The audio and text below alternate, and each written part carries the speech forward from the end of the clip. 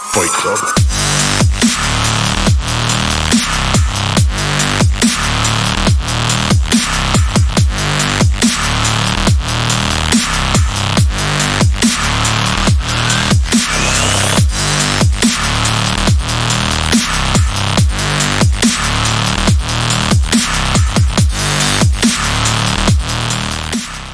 What's happening, YouTube? It's Walty. Gonna show you guys a little bit about my dynasty. Been playing for a while now. So I have over. Let's just take a look at the Vulcan here. I have over 220 hours played, but a lot of that's probably recruiting and whatnot. But yeah, so it is what it is. But I just wanted to go through sort of my dynasty just as a whole and what we've been putting in. Not only has this been my goal to really finish a full 60-year dynasty, but it was a goal to like just go to a team that was struggling and then eventually build them up and take them to the Natty. So let's just dive right on in. So I'm going to first show you guys like the dynasty tracker. And so I'm going to just go through each one of my seasons. I spent the first 10 years of my coaching career as Coach Newman's own. And I think a big point about this dynasty is that, you know, Newman's own donates 100% of their profits back to charity. And that's what my goal is as a coach. Given that Newman's Own has already won, 14 national titles and has received multiple bonuses, and it's all of it donated to charity. And Newman's Own continues to give back to the community wherever he goes. So let's just dive on in and take a look at my outlook as a coach starting in 2013. So back when we first got Coastal added to College Football Revamped, I don't think I put them in the ACC right away. I did change the conferences around quite a bit, but ultimately decided to stick them in the ACC. That felt a little bit more geographically suited for Coastal. But I'm so new Josh Gaddis's contract because I don't have the dynasty tracker pulled up, but ultimately you're going to be able to see the stretch of progress that I made as a coach from 2013 moving forward.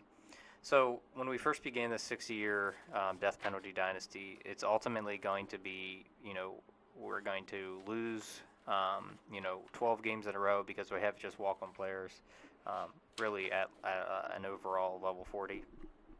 So that's a big problem. Obviously, you play through the first year, then you cut everyone, and then you start the progress from there. Slowly but surely, all of this is on Heisman, and it's tough, right? So, the first year, right out of the gate, went to the Armed Forces Bowl, didn't really do too much, didn't win the Sun Belt, and then we started doing the dynasty. In 2014 is where we did the death penalty.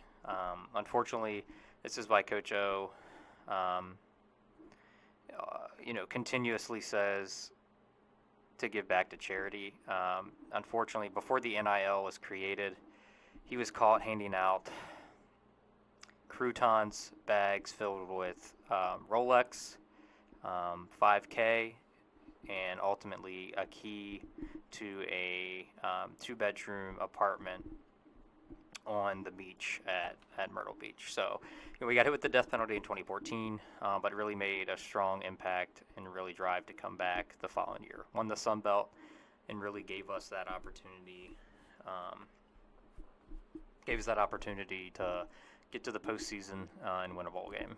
The following year, we did make it to a bowl game. We ended up losing to Pitt. I believe it was in the Orange Bowl, but I'd have to double check. And then in 2017 is when we really started to kick it in gear. We moved into the ACC with a big conference realignment in 2017. Made it all the way to the national title 5 years in a row. back in 2019, after the conclusion of that season, we did move to the SEC and continued our dominance. Winning 5 natties in a row, 6 natties in a row, and then ultimately 7 natties before leaving Coastal and heading to the Oregon State Beavers. Ultimately spending 10 years at Coastal, winning 7 natties in a row after a death penalty season, all on Heisman, with a few losses here and there. Obviously, no one's perfect, but for my first stint of the, I'd say 25% of my tenure, we had a successful first run of boating Coastal to the promised land, and Josh Gaddis is still doing that today.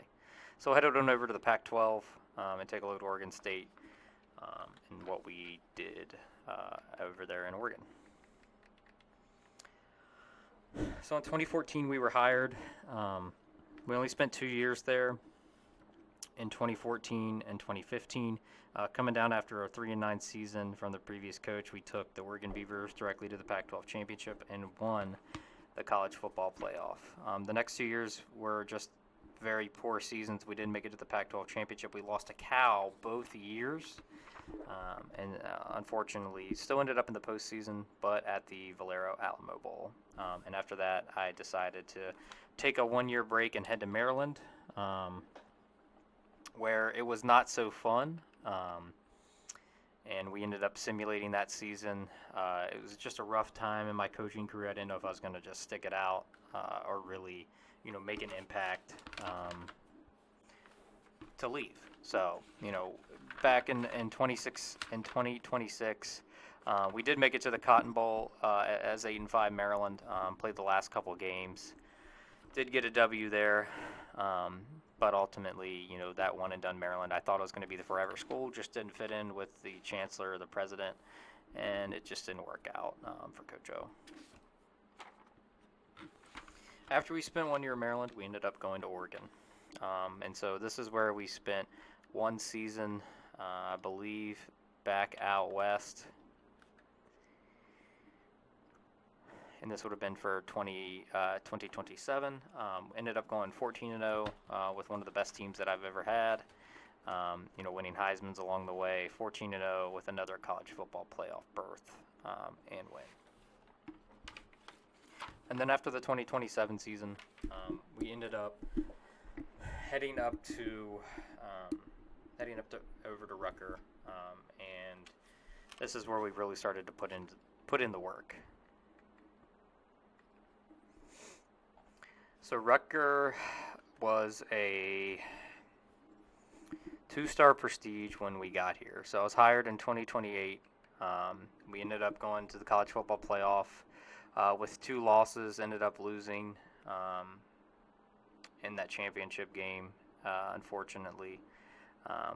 But did come back the next year, go 11-3, win the Big Ten title. And then in 2030, we won the Capital One Orange Bowl, the Rose Bowl, and won it all. But in 2029, we did not make it past the first round of the college football playoff. We did end up losing. I believe it was in the Rose Bowl. But 2 college football championships, 2 Big Ten titles, and Coach O is loving life here at Rutgers. He's just got a 5-year extension.